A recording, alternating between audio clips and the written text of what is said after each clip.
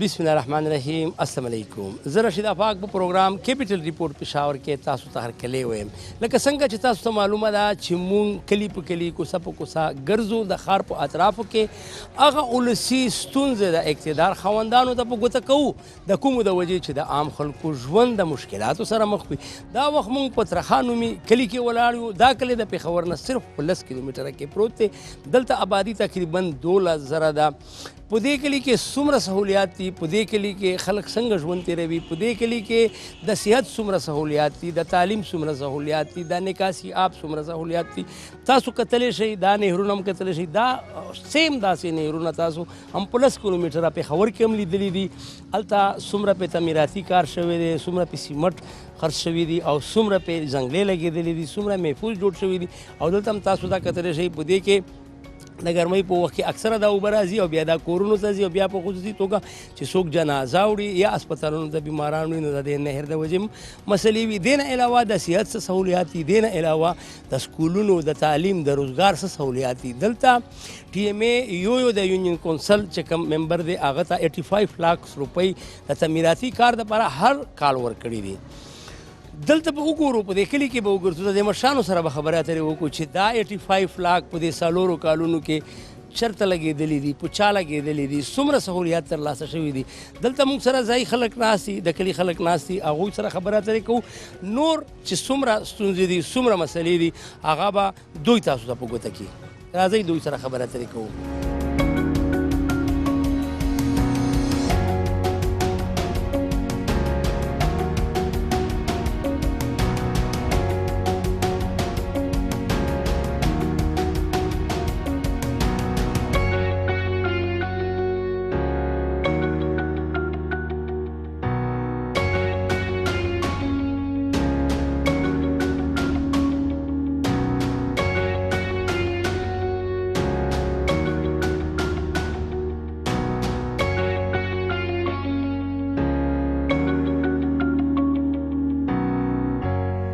نو دلته مشران ولاړ دي، هغوی سره خبرې کوو چې تاسو په کلي کې څومره تعمیراتي کارونه شوي دي او آیا تاسو څومره ټیکسونه ورکوئ، څنګه یې ورکوئ، دا ټیکسونه چېرته ځي؟ زه د ټولو نه مخکې د تیمور کمال او خیبر نیوز والا ډېره شکریه ادا کوم چې مونږ له د خبرو کولو موقع راکړه او دلته راله. د ټولو نه مخکې دی ته د دوی شکریه ادا کوم، د دې کلي مشرانو ته او ورونو ته ټولو ته په جمع باندې هرکلی ویم. مهرباني مننه. خوشحاله. زه ټولو نه مخکې په د ټیکس په باره کې خبرې کوم. زما نوم صلاح الدین دی او د اکبرپورې د انجمن تاجرانو صدر یم د 22 سال نه. اوس مونږ ته د ټیکس وامیده راغلی ده چې یاره تاسو به مونږ ته په ټیکس راکوئ دکانداران. مونږ ورته ووایو چې دا خو دیات دی کلی دی او ټیکسونه خو نور هم هر څیزونه ګران شوي دي او تاسو رانه ټیکسونه منئ. د بوټ ټیکس والا بیل راځي، د لیسنس ټیکس والا بیل راځي. په هغې کې ما میټینګ راوغوستو او د کلي مشران مې ځان سره کړه. په هغې کې مونږ میټینګ وکړو او بیا هم چټونه چاپ کړه چې بھائی تاسو به ټیکس نه ورکوئ. نو مونږ د ټیکس نه چې کوم دی انکاریان نه یو، خو دا ټیکس چې په مونږ باندې لګي دا پیسې مونږ وایي چې دا چته ځي. هغه یې ما ته په جواب کې ووایي چې دا پیسې مونږ تاسو د هر ویلج کونسل لازم له 86 लाख روپۍ سالانه فنډ ورکوو، د لښتو بیلې ورکوو، د پلونو بیلې ورکوو. نو ما ورته ووایي چې تاسو 86 लाख روپۍ د ویلج کونسل لازم له فنډ ورکوئ، نو پکار دی چې حکومت دې بیا د دې انکوایري وکړي چې دا 86 लाख روپۍ تاسو ورکوئ دا کم دی کې ولګېدې. دقسې زمونږ لښتي چې کوم دی ډک پراته دي، دا پلونه زمونږ خراب دي. تاسو وکته نو ټیکس چې مونږ نه لګي پکار دی د کمیټۍ د طرف نه مونږ ته څه مراد دي. کمیټۍ والا خو ډېرانونه اوچتئ، ډېرانونه خو دلته پراته دي کلي کې ځای په ځای.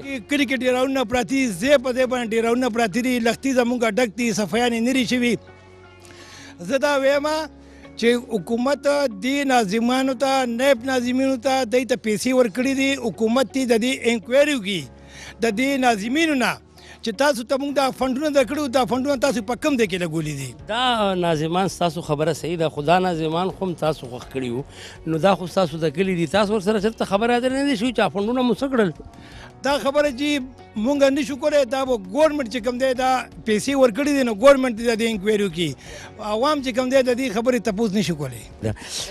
تاسو خبرې اترې واورېدلې د مشر ګیلمن دی وایي چې د فنډونه لګېدلي دي او د بجلۍ لوډ شیډینګ هم دغسې دی، اگر چې موسم اوس بدل شوی دی دلته نور موږ سره کسان ناست دي هغوی سره خبرې اترې کوو چې دا راته ووایه چې دا هیلت څه سهولیات دي دلته، څومره بي ایچ اوز دي، سټاف شته پکې نشته، ویکسین، دارو، ډاکټر څه صورتحال دی؟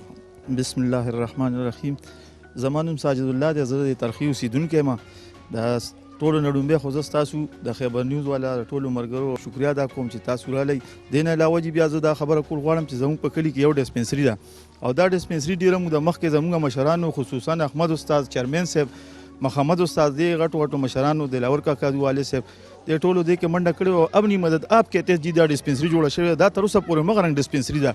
اپنی مدد آپ کې تک څه مطلب شو؟ سرکار نه په خپل کو پچندوي جوړه کړې دا خپل لرګي وروړي دي او دې کې چولي دي او سټاف ورته صرف راغلی یو ډسپنسر به جي په خوا په دې کې ناستو کنه جي خدا په اپنی مدد آپ جوړه شوې ځمکه ولا چې کم دي مشرانو ور کړی د دې زنه دې ته جي دغه رنګ سکول مې په دغه طریقه باندې جوړ کړو د مشرانو جي ډېر خدمات شته په دې کلی د لپاره. ډسپنسري کې څومره سہولیات؟ اوس سہولیات دي نشته، سہولیات داسې نشته دلته کې ماشوم چې کم دی اکسیډنټ وشي گاډي وي دغه وي مونږ ولي ګوته ورشي ای ټي اس پرته کې ای ټي اس نشته جي ای ټي اس ولې غیب دی ماشوم چې کم دی سپې وخوري دی وای مونږ سره هر قسمه سہولیات سره اسم وسره نه وي چې ماشوم مونږ ته د ریفر کې الته ریفر کې الته کې بیا درې سرور دي زیرا دي الته نشته دلته کې نشته. نو دا خو ډیره کمزوري ده، د حکومت کمزوري ده کني د افسرانو کمزوري ده چې دا شی ولې نه دی اویلیبل.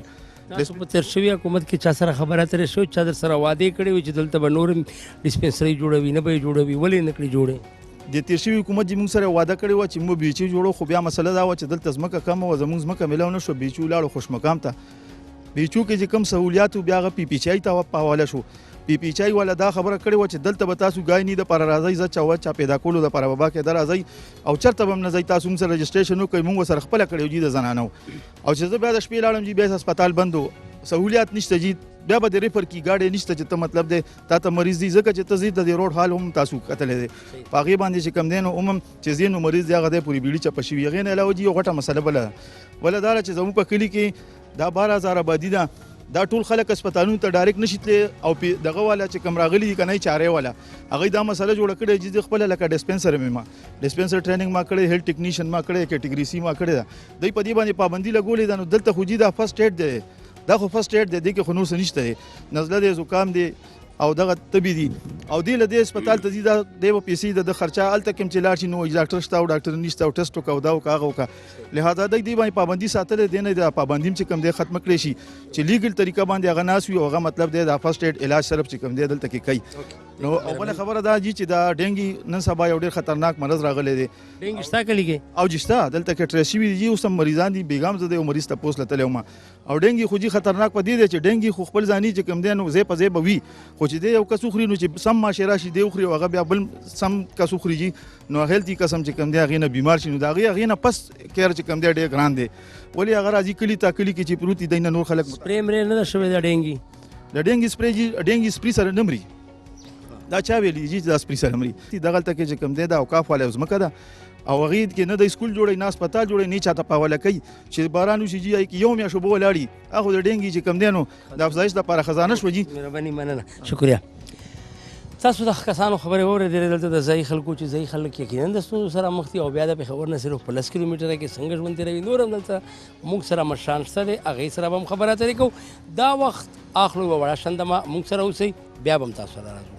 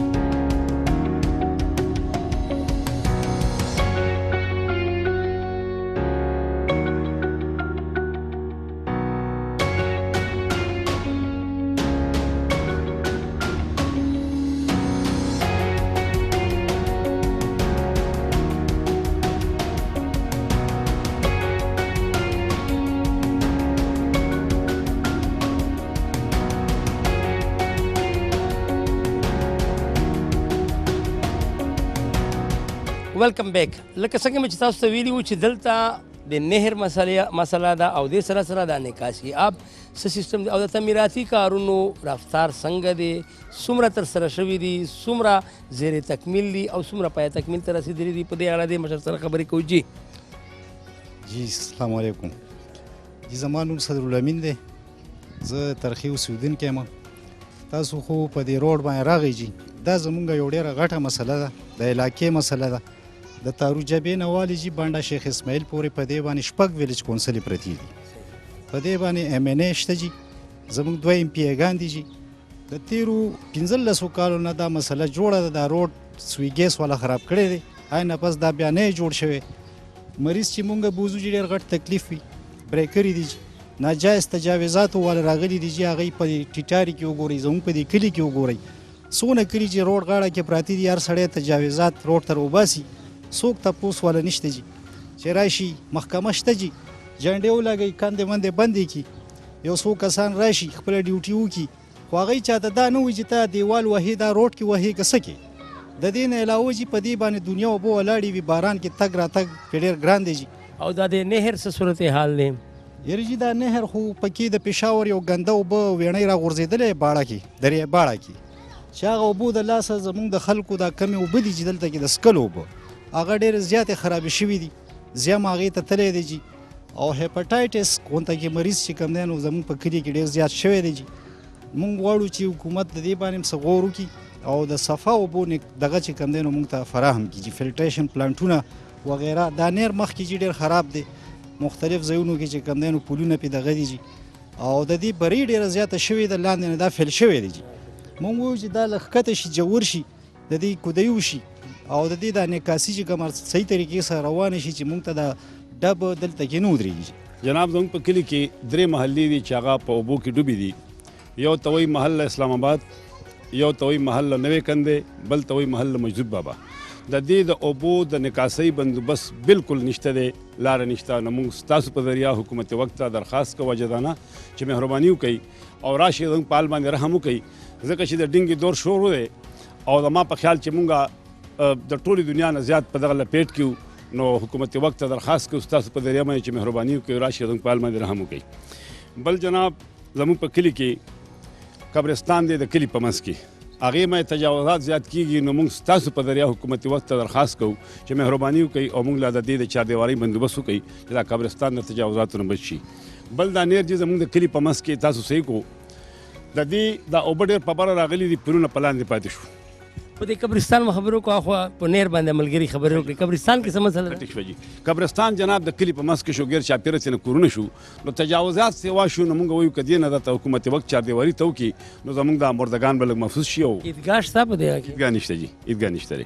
او بل زموږ دا جنازګاه چې کومه ده جناب نو دا حکومت وقت جوړه کړې ده، خو نورو ځایونو کې چې څنګه جوړه ده نو اکه شان جوړه نه ده. مهرباني دي وکړي دې کې موږ ته د ماربلو یا د دغه څه بندوبست وکړي.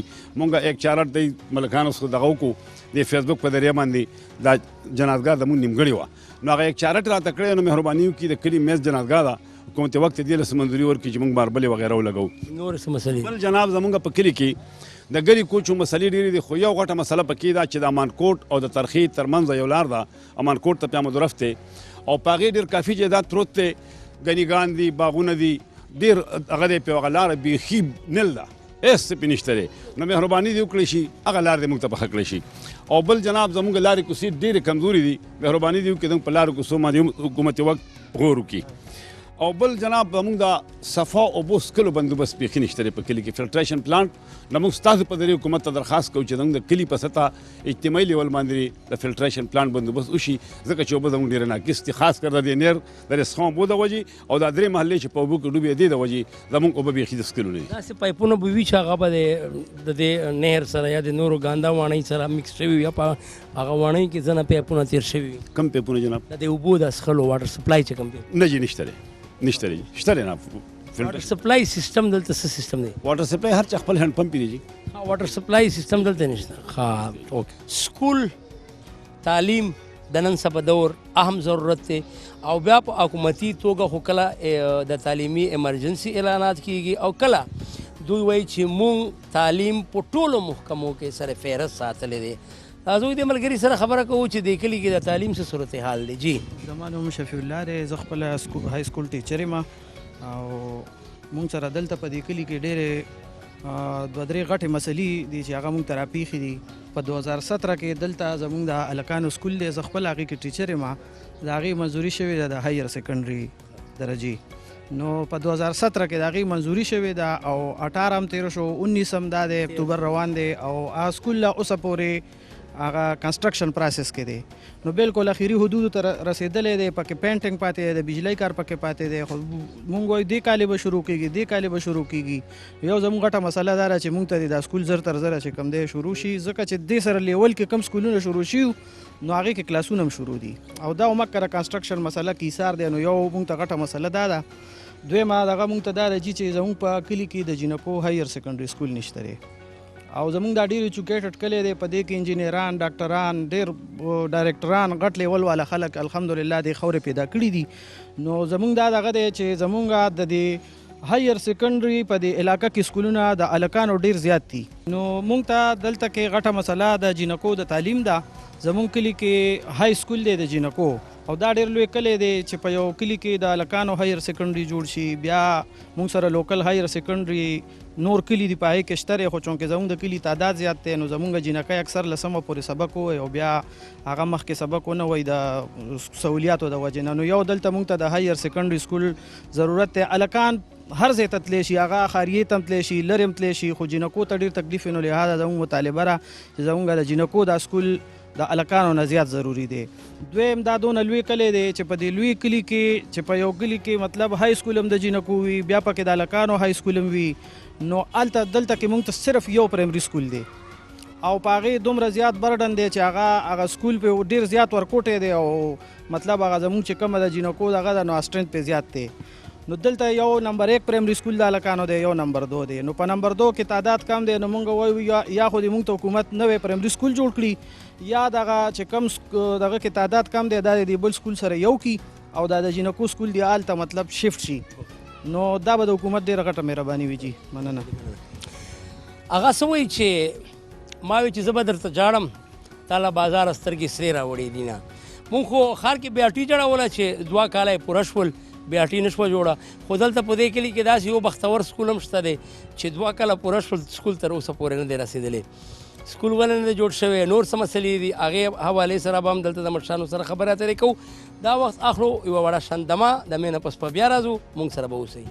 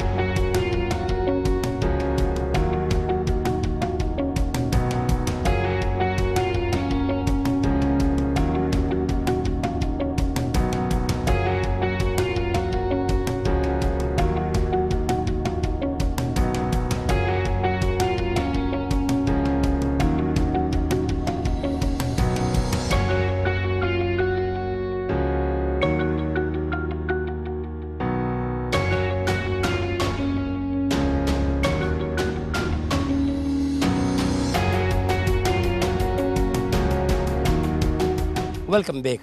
لکه څنګه مې چې تاسو ته ویلي وو چې دلته هم یو سکول شته دی. ماشاءالله سکولونه ولې نه جوړیږي، د تعمیراتي کارونو رفتار ولې سلو دی او ولې په دې 5 کالو کې یا په دې 4 کالو کې د لوکل ګورنمنټ هغه تعمیراتي کارونه نشول پوره د کمې چې وعدې کړې شوې وي.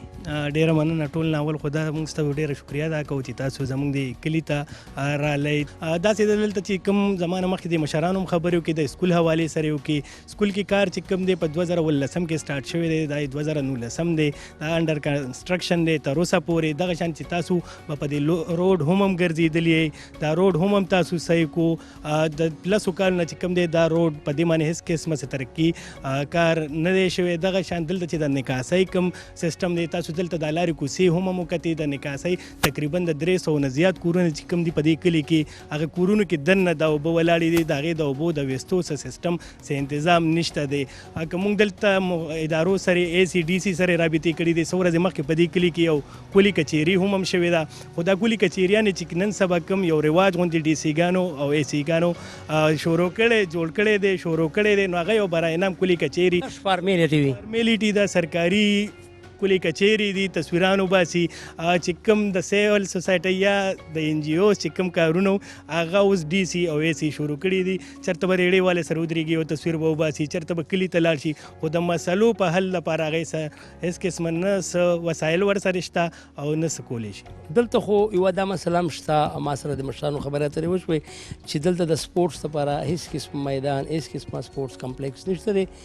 بل طرف ته چې کوم ځای کې کیل کود نه وي نو د ځوان کول ذهن به نشو طرف ته منشیاتو طرف ته او داسې غیر اخلاقي او داسې غیر نصابي سرګرمۍ ته خامخا ځي چې هغه نه وي پکار څه صورتحال دی دلته آیس مایس هم ډېر عام شوی دی دلته شته دی نشته دی او څومره سپورټ سهولیات د دې کلي د ماشومانو ته ترلاسه دي بسم الله الرحمن الرحیم شهزاد مې نوم دی د دې کلي اوسېدونکی یم او جی زموږ دا ځوانان دي جی او دوی ته د سپورټس هېڅ قسمه سهولت نشته دی د دغه نه مخکې ډېرې وعدې شوې چې موږ به سپورټس ګراونډونه جوړو دا به کوو هېڅ قسمه نشته د دنیا فنډونه راغله یونیک کونسل والا ویلیج کونسل والا ټولو ځان سره دا کړي هېڅ قسمه د ځوانانو له څه ناسته سم نه دي کړي دا ځوانان په غلطو لارو باندې ځي آیس باندې راوړي د چرسونه څه ولې چې سپورټس دغه نشته دی دلته کوم ځای کې چې سپورټس وي هلته دا نشې مشې دا سم ني او بل دا چې آیس او چرسونه دنیا خرڅېږي ټول ورسره میلو دي جي هېڅ قسمه